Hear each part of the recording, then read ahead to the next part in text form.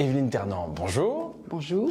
Tu es agrégée et docteur en sciences économiques et tu viens de publier ce petit ouvrage qui s'appelle L'inflation, qui en profite, comment la combattre aux éditions de la Fondation Gabriel Péri.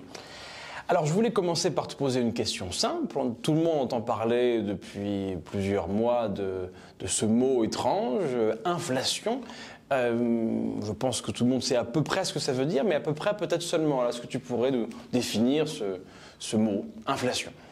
C'est d'abord une hausse générale des prix et cumulative qu'on mesure avec un panier de biens qui est choisi et dont on mesure l'évolution. Sauf que ce panier de biens ne peut pas représenter la consommation de chacune et chacun. Ce panier de biens dépend évidemment du revenu, du lieu de résidence. Et par conséquent, l'indice qu'on utilise pour mesurer l'inflation, l'indice des prix à la consommation de l'INSEE, n'est pas représentatif de chaque catégorie sociale et c'est un premier problème pour évaluer l'inflation. Si bien que une analyse fiable suppose quand même qu'on observe l'évolution sur temps long et avec des évolutions significatives.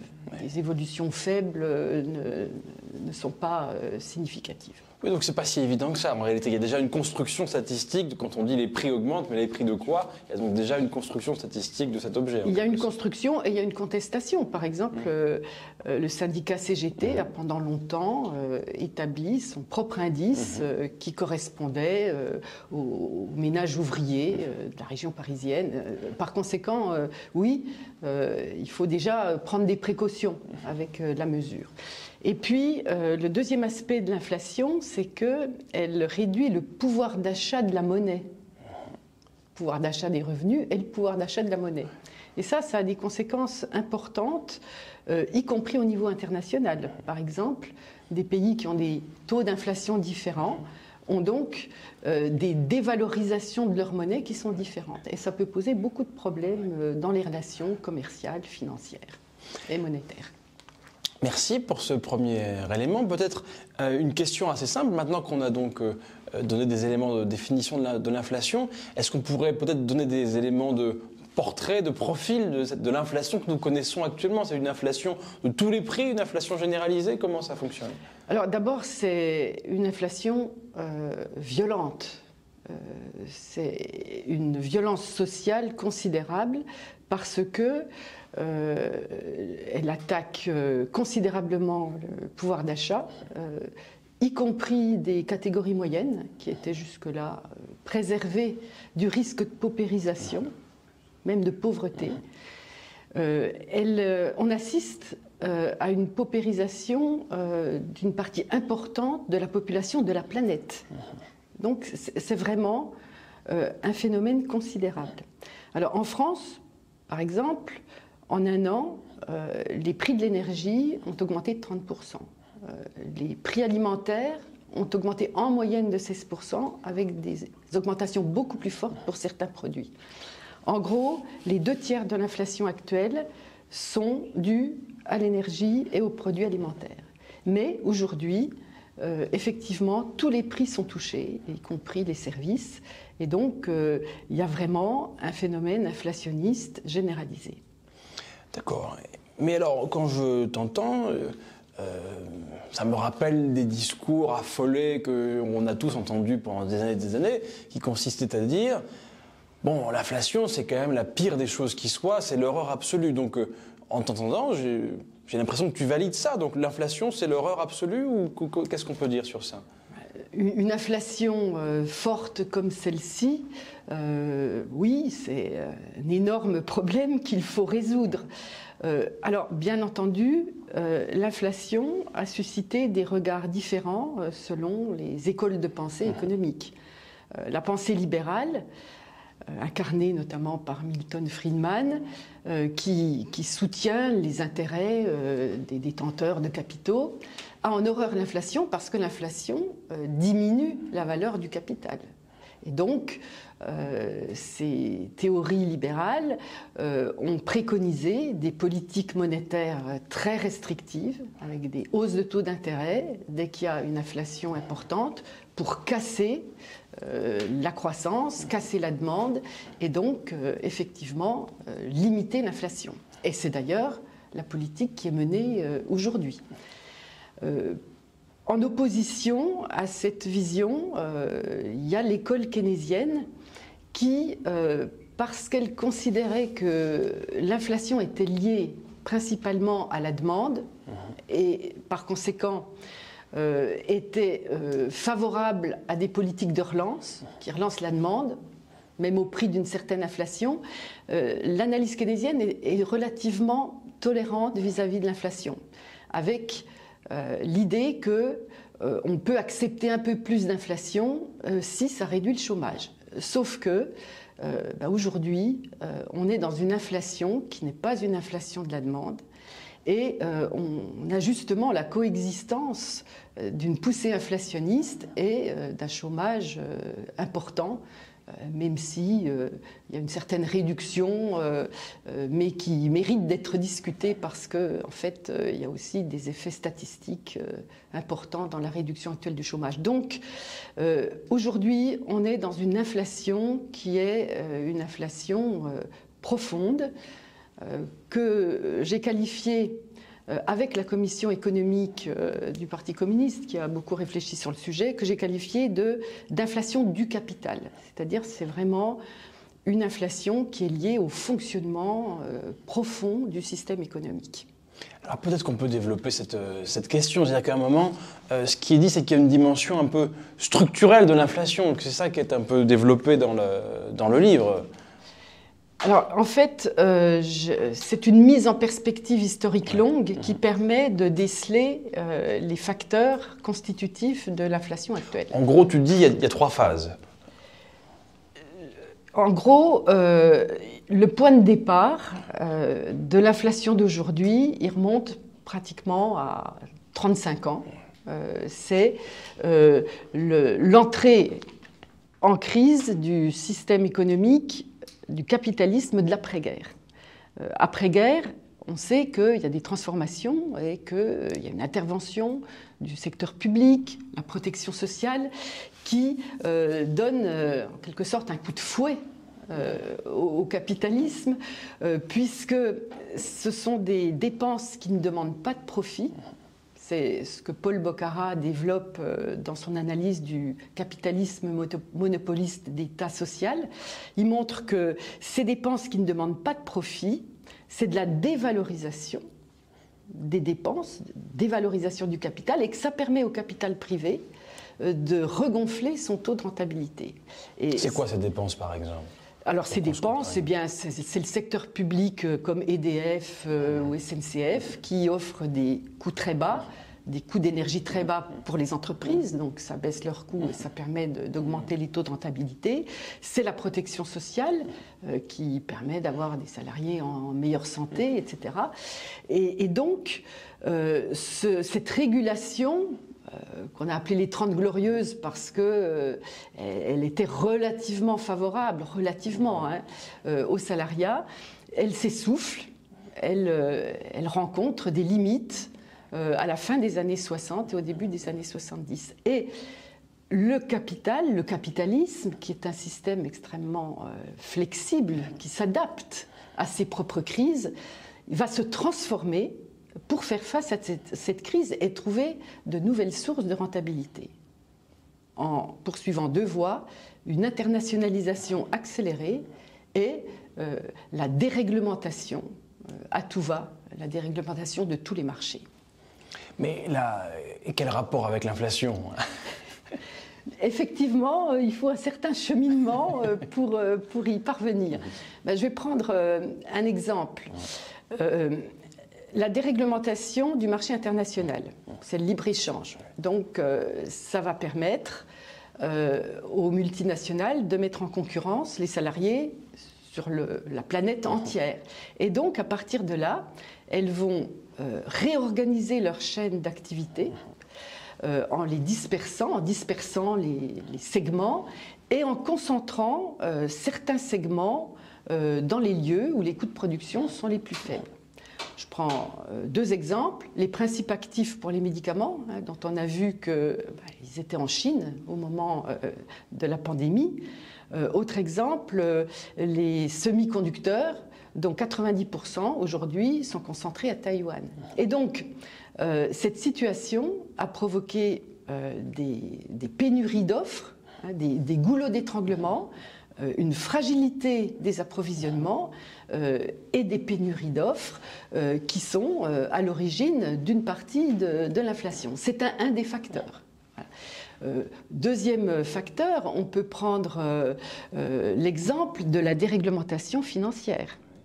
Donc, des marchés financiers globalisés ont absorbé des masses énormes de capitaux, facilitées d'ailleurs par la création monétaire des banques centrales. Et ces masses financières, ces capitaux, ces marchés financiers sont devenus les pilotes mondiaux.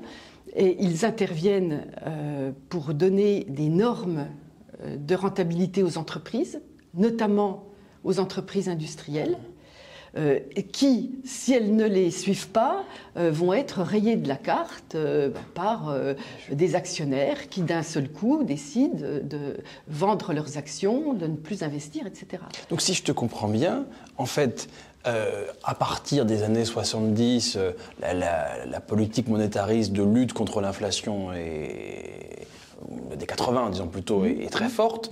Et l'inflation semble disparaître, mais en réalité, c'est parce que les entreprises ont trouvé d'autres moyens que l'augmentation des prix pour continuer à augmenter leurs profits, en passant notamment par les éléments que tu développais là. Voilà, tout à fait. D'ailleurs, on voit au cours de ces 30 années où les facteurs de l'inflation actuelle se mettent en place, mais qui sont une période de désinflation, il y a quand même deux inflations qui existent.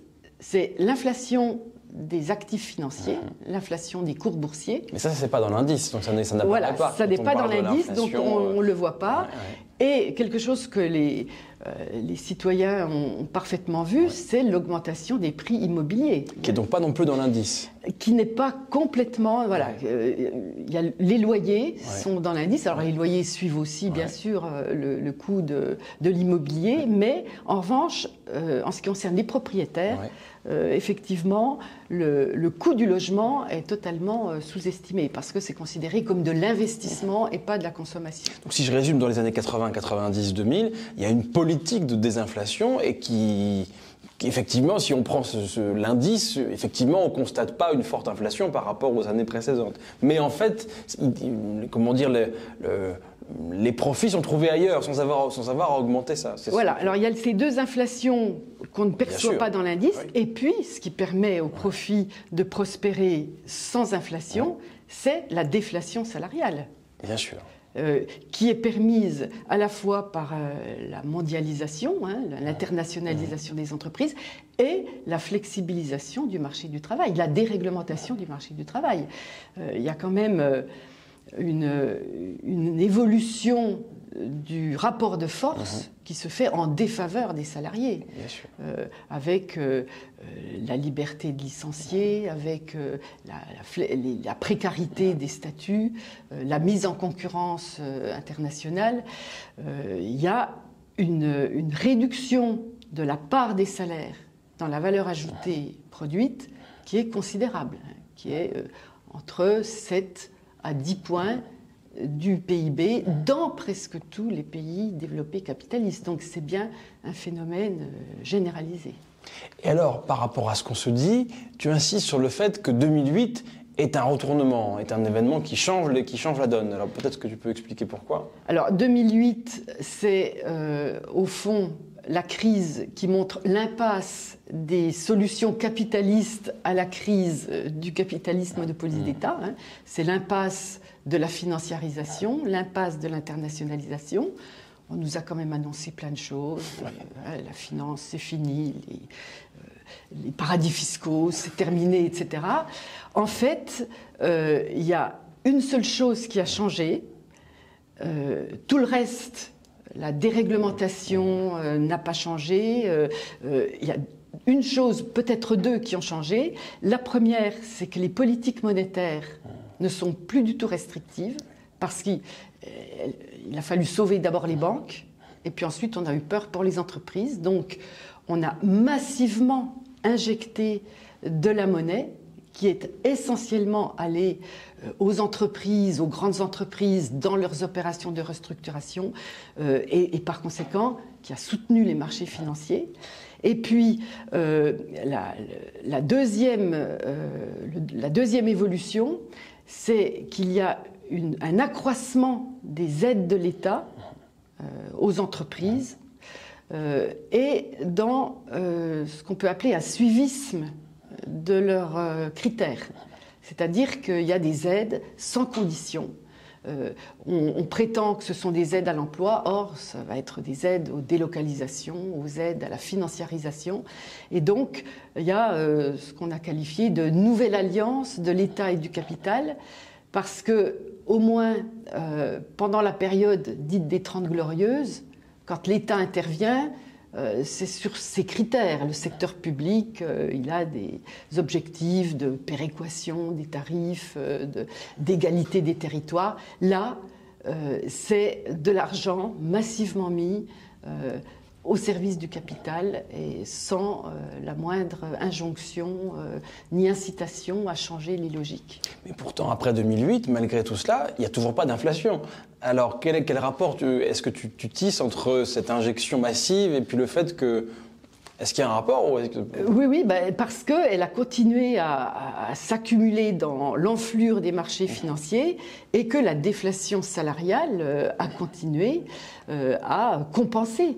Et nous arrivons aujourd'hui aux limites de ces solutions. Je pense que c'est la fin des réponses à la crise que le capital a apporté lui-même. Donc, ce que tu dis là, c'est que l'inflation qu'on vit, elle n'est pas absolument liée à la guerre en Ukraine, en gros, pour la faire simple. Elle a été fortement amplifiée par la guerre en Ukraine, un peu par le confinement d'abord, puis par la guerre en Ukraine. Mais d'abord, elle démarre avant. Elle démarre en fait au printemps 2021 pour les États-Unis, en juin 2021 pour l'Europe. Donc, avant le 24 février 2024, qui est la date d'invasion russe. Donc, 2022, pardon, date d'invasion russe. Donc, sur le plan factuel, on le voit, et surtout, on voit bien qu'elle s'installe parce que les facteurs que j'ai exposés, l'organisation des multinationales, l'organisation des chaînes d'activité. Un facteur que je n'ai pas évoqué, c'est la contradiction qu'il y a entre les pressions sur les salaires aujourd'hui, cette logique de pression salariale et d'investissement important dans le capital matériel et financier. Cette logique-là, elle est en train de saper la productivité générale de l'économie. C'est-à-dire qu'elle est inefficace sur le plan économique. Elle n'est pas seulement injuste et contestable sur le plan social, elle est inefficace. Il y a une crise du marché du travail aujourd'hui qui est liée directement à cette tendance-là.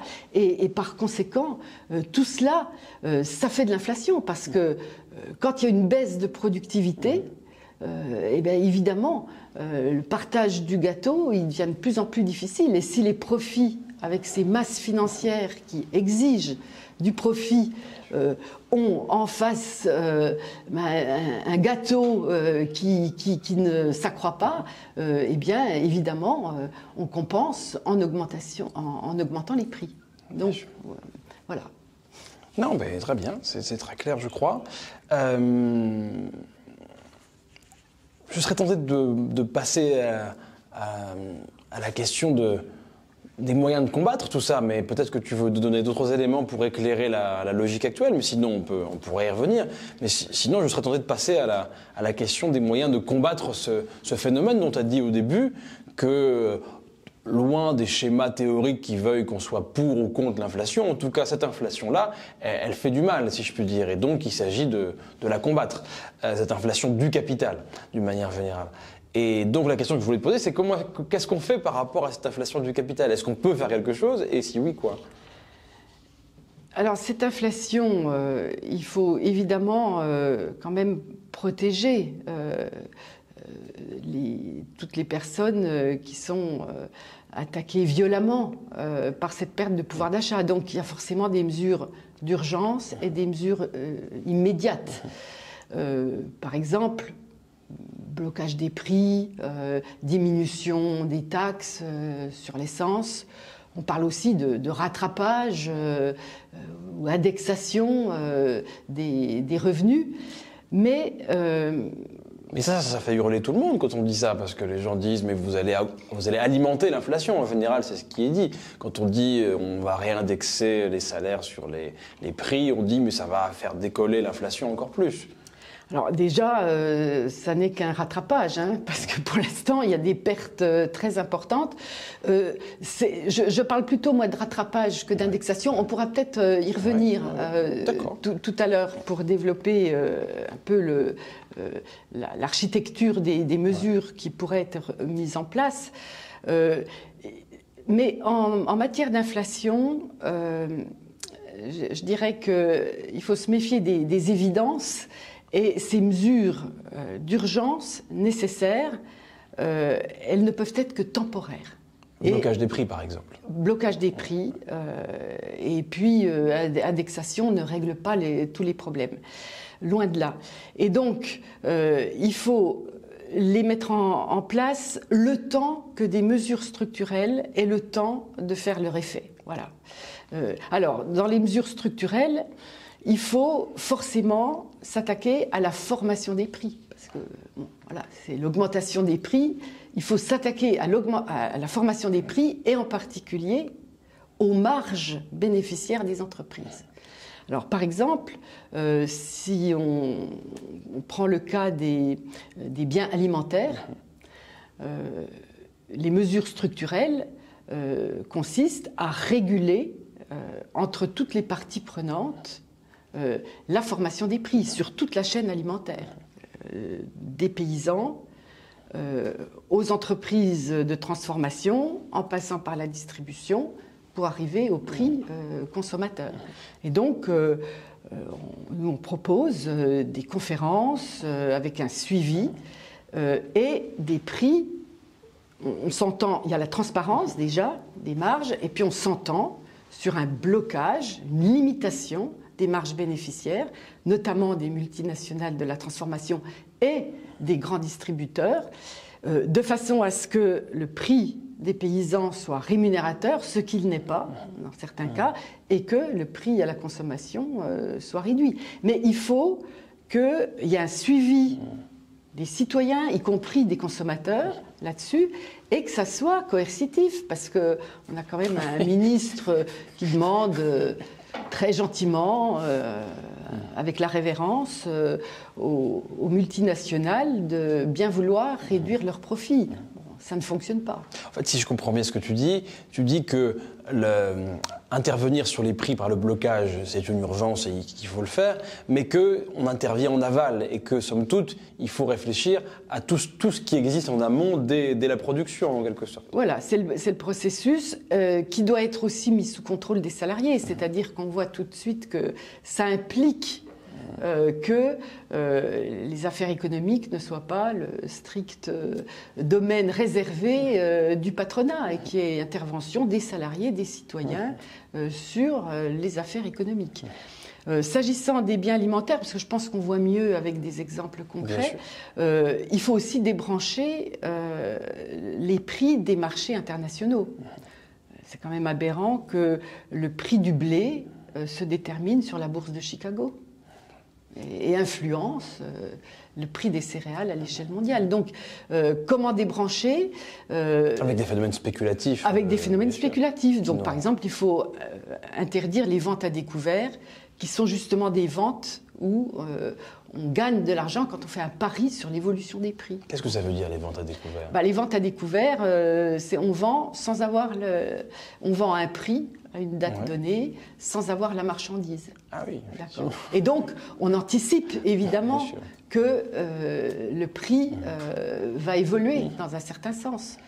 Et puis, on achète au moment où on doit fournir la marchandise et on l'achète à un prix dont on espère qu'il va dégager une plus-value.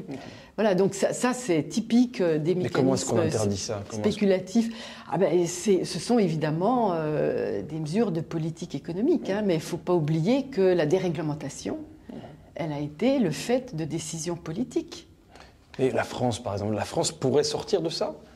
Alors, on peut, il y a des moyens, elle peut déjà demander à ce qu'on ne fonctionne pas comme ça au niveau européen. Elle peut aussi constituer des stocks stratégiques pour justement échapper aux mouvements amples et volatiles des prix.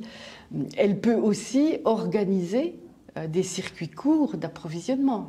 Autrement dit, il y a divers moyens d'y échapper. S'agissant de l'énergie, là, on voit le poids de la déréglementation.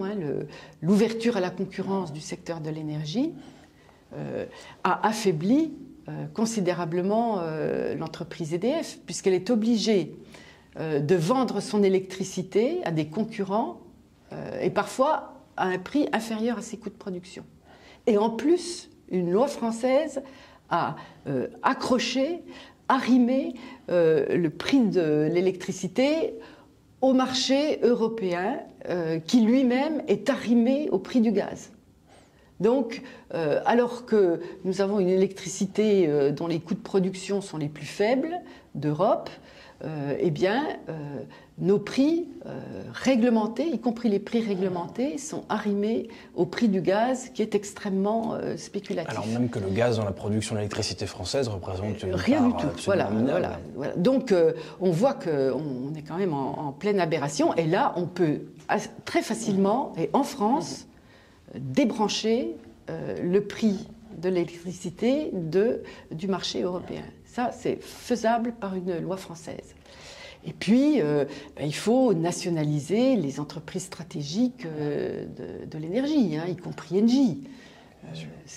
Et puis, il faut, en matière d'électricité, une planification de l'évolution des capacités, parce que nous aurons besoin de plus en plus d'électricité, même en faisant des économies. On voit que la voiture électrique, avec la révolution informationnelle et l'ampleur du numérique, on a besoin d'électricité en croissance. Donc ça, c'est pour les mesures, si je puis dire, d'urgence et les mesures sectorielles. Et les mesures sectorielles, voilà. Est-ce que tu veux revenir maintenant sur la question de l'indexation des prix sur laquelle tu voulais revenir? Ah oui, on peut revenir. Alors, l'indexation des prix, déjà, il faut savoir ce que c'est exactement. Ce sont des mesures administratives par lesquelles, à date fixe, par exemple une fois par an, on réévalue les salaires, éventuellement d'autres revenus, pensions, en fonction de l'évolution passée des prix depuis la dernière réévaluation. Donc déjà, ça ne rattrape pas le pouvoir d'achat. Ça ne rattrape pas parce que pendant toute la période où l'inflation, c'est un phénomène continu, et pendant toute la période, voire un an si on réévalue tous les ans, les salaires sont constants et ils perdent du pouvoir d'achat. Et ensuite, c'est juste un rattrapage, mais en retard. Donc, ça ne rattrape pas.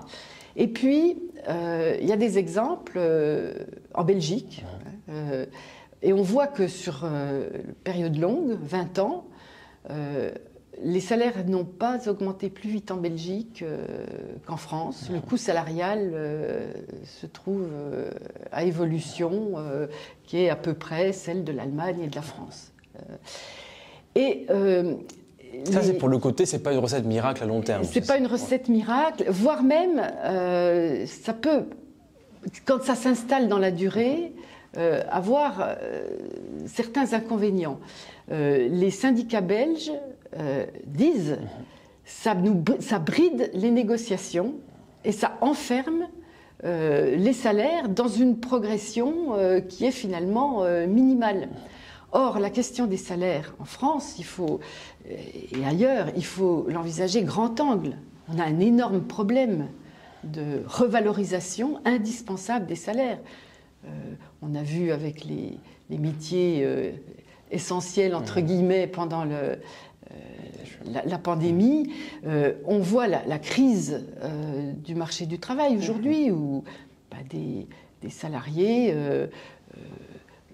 se manifestent la perte de sens qu'ils trouvent au travail, le refus des conditions, soit par ce qu'on appelle la grande démission, c'est-à-dire, on travaille quelques mois et puis on ne travaille plus et on ne rentre plus dans une logique d'installation durable dans un métier, dans une entreprise.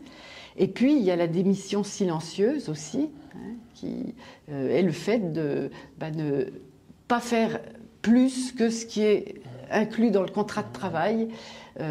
Et donc, on voit bien que dans cette perte de sens, il y a un gaspillage énorme de la créativité humaine, des facultés qui sont celles des travailleurs lorsqu'ils ont l'autonomie dans leur travail, une organisation qui leur convient, des conditions favorables, etc. Donc la question des salaires, elle doit être vue avec la formation, avec les qualifications, avec la réduction du temps de travail, avec l'autonomie dans l'organisation du travail. Donc c'est une vaste question et on peut pas.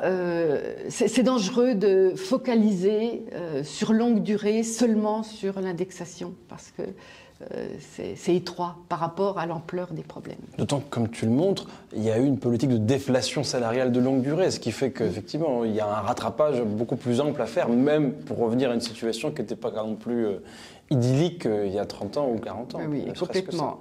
Et particulièrement d'ailleurs pour les fonctionnaires, encore plus que pour le secteur privé. Je donne dans le livre un graphique. Et si les fonctionnaires voyaient ce graphique, je pense que ça les inciterait à une mobilisation parce qu'ils ont perdu de façon incroyable. Ils ont perdu entre 20 et 30% de leur pouvoir d'achat depuis le gel du point d'indice. C'est-à-dire la dernière revalorisation, je crois qu'elle date de 10 ans. Donc c'est extrêmement violent. Hormis la petite de Macron, là, toute récente. Oui. Pour l'inflation. Alors qui était en dessous de l'inflation elle-même, d'ailleurs, c'est vrai. D'accord. Ça, c'est pour les mesures donc, immédiates. On a discuté aussi la question de l'indexation des salaires sur les prix et ses intérêts et ses limites à long terme. Et puis, je crois que, comme tout le livre essaie de montrer, qu'il y a une inflation qui a un rapport assez étroit avec l'évolution du capitalisme lui-même et qui a une dimension structurelle. En réalité, tu dis, ces mesures urgentes, sectorielles ou tout ça, si on veut vraiment lutter contre l'inflation, il faut aller réfléchir plus loin et envisager des mesures plus profondes. Il faut, oui, combattre la logique actuelle et essayer de faire émerger une logique qui justement combattent l'inflation du capital. Alors d'abord, focaliser sur la hausse des salaires, les formations, l'élévation de la formation, des qualifications. Et ça, ça suppose qu'on trouve les leviers pour que les entreprises changent cette logique. Alors, les leviers et les pouvoirs. Alors il y a d'abord la question des pouvoirs des salariés dans les entreprises.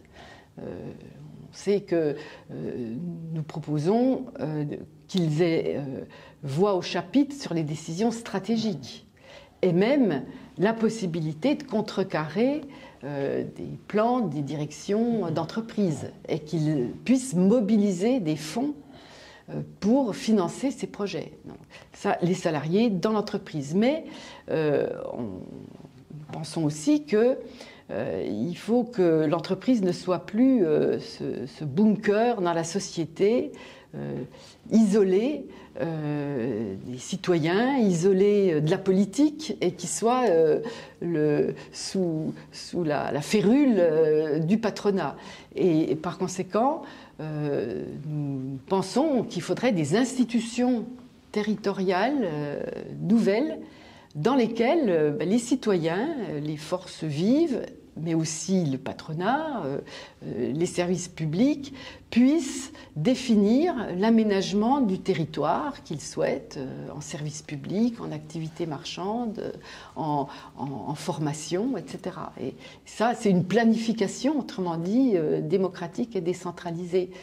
Et avec ces institutions, les entreprises seraient contraintes de s'engager sur un certain nombre de projets qui seraient financés évidemment par les fonds bancaires. Alors, le deuxième aspect, c'est la maîtrise des moyens financiers. Et là, évidemment, les banques ne peuvent plus...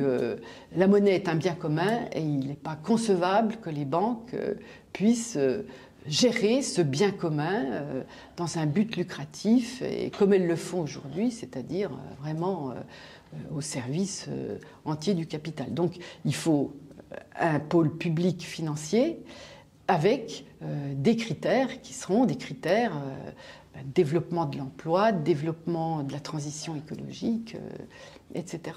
Et ça suppose évidemment là aussi des actions au niveau de la Banque centrale européenne qui commence à introduire la sélectivité du crédit. Par exemple, elle relève les crédits pour les investissements qui ont des nuisances parce qu'ils entretiennent, par exemple, l'énergie fossile.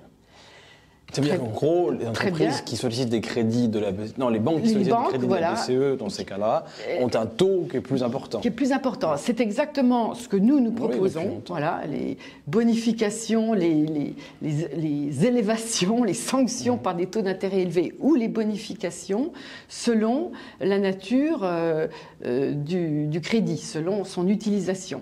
Et nous pensons qu'il faut aussi introduire naturellement les critères écologiques qui ne sont pas seulement les énergies fossiles, et puis les critères sociaux. Et ça, ce n'est pas du tout dans le logiciel de la Banque centrale européenne, mais on peut, dans le cadre des traités actuels, imaginer la formation d'un fonds européen écologique, social, qui pourrait être financé s'il a le statut d'établissement de crédit et qui pourrait financer largement les services publics. Parce que là aussi, les services publics, c'est un facteur de désinflation. Quand on voit bien en ce moment que la dégradation de la protection sociale, avec le déremboursement de certains médicaments, relève évidemment l'inflation et diminue le pouvoir d'achat des salariés. Donc vraiment, le développement des services publics, c'est un élément très important. Et enfin, je pense qu'il ne faut pas perdre de vue l'aspect international. Il y a un énorme problème avec les politiques actuelles, les politiques des banques centrales, qui, pour casser l'inflation par la récession, ont relevé massivement les taux d'intérêt, sous l'impulsion de la Banque fédérale américaine, la Banque centrale américaine, la Fed, et ça a des conséquences dramatiques sur certains pays en développement. Concrètement, qu'est-ce que tu veux dire par là ? Parce que ces pays, d'abord, subissent des prix importants sur des importations de céréales, d'énergie, et donc ils ont déjà subissent l'inflation de plein fouet. Ensuite, ils sont endettés. La hausse des taux d'intérêt va rendre très problématique la charge de la dette, et en plus, cette hausse des taux d'intérêt a des effets sur le dollar. Le dollar est en hausse. Et ils payent leurs biens en dollars et leurs dettes en dollars. Donc, c'est la triple peine pour eux. Et donc, il va y avoir des difficultés énormes pour les pays développés, pour les pays en développement, mais la dette est en train de devenir aussi un problème pour les pays développés. Par exemple, pour nous en France, un point de taux d'intérêt en plus, c'est en 2030, 30 milliards de charges de la dette en plus dans le budget. Déjà, dès cette année, le budget 2024, il prévoit 10 milliards de plus. Et donc, le fait d'être soumis au marché financier pour le financement des États, avec cette politique des taux d'intérêt trop haut, eh bien, ça va pénaliser énormément les États. Et donc, on voit qu'il faut aussi sortir là de la dépendance au marché financier. Bien, merci beaucoup Evelyne pour ces quelques présentations synthétiques d'un sujet difficile mais assez crucial, je crois qu'on l'aura tous compris. Est-ce que tu veux peut-être nous dire quelques mots en conclusion de ce bref échange ? Bon, ce qu'il faut retenir, c'est que c'est une inflation qui n'est pas conjoncturelle, qui n'est pas un accident historique. Elle est structurelle, elle est durable. D'ailleurs, ceux-là même qui au début disaient il n'y en a pas pour longtemps, le disent aujourd'hui, même s'ils ne font pas cette analyse marxiste des raisons pour lesquelles elle est structurelle et durable. Cette inflation, il faut la combattre, comme elle est systémique et structurelle, eh bien, on est obligé de la combattre par des mesures structurelles et qui s'attaquent en profondeur à la logique qui pollue l'ensemble de la société, hein, cette logique de rentabilité du capital. Et je crois qu'il faut mobiliser largement pour sortir la société, comme disait Marx, des eaux glacées du calcul égoïste. Eh bien voilà une très belle conclusion. Merci beaucoup Evelyne Ternant. Et donc je rappelle ce livre, L'inflation qui en profite, comment la combattre, aux éditions de la Fondation Gabriel Péri. Merci.